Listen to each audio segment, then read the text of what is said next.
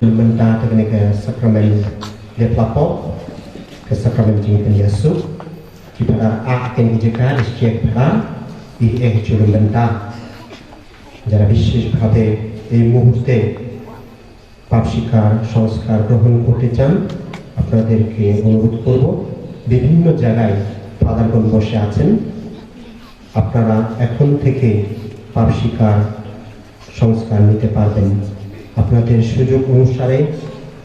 আপনারা এই সংস্কারটি গ্রহণ করতে পারবেন itu ki kuakan sebentar hanya ke sakramen jingkan Yesus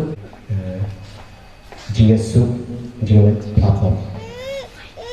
Jika pada biru baru, kalau kita berdon di mobile, sengaja ban put silence, ne put off yang mobile jumpi. বিশেষভাবে অনুরোধ করছি আমাদের সবার কাছে মোবাইল আছে আপনারা হয়তো বাইরে silence mode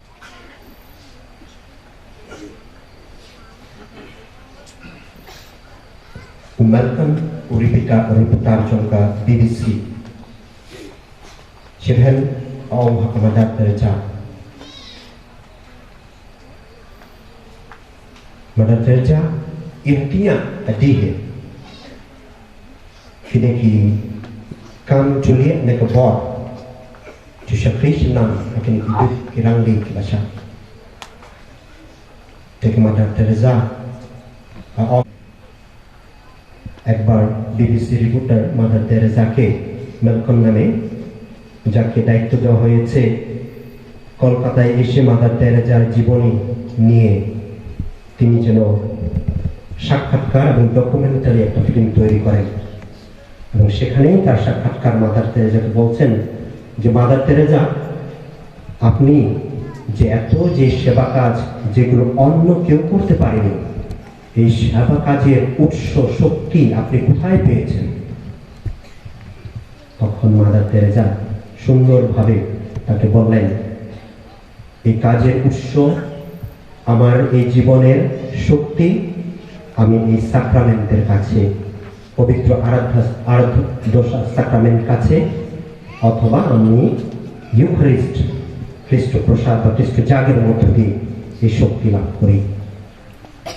Habang iwan hak le kapor ikuat ban simentang kum ke Madar Teresa ban kuat ban buson ya kemensin kuat ban IT ya kemensin borok nang ba uprai jisu ban ai dan gejing ku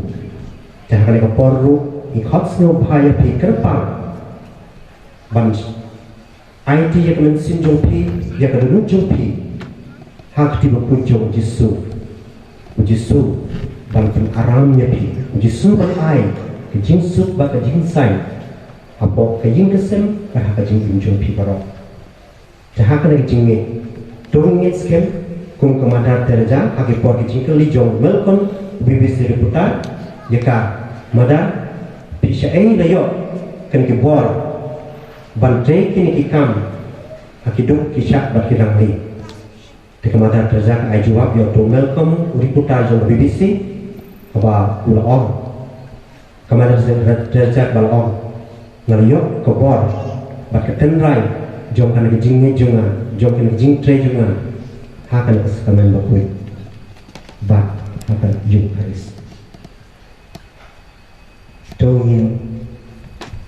kemendang batung yang lang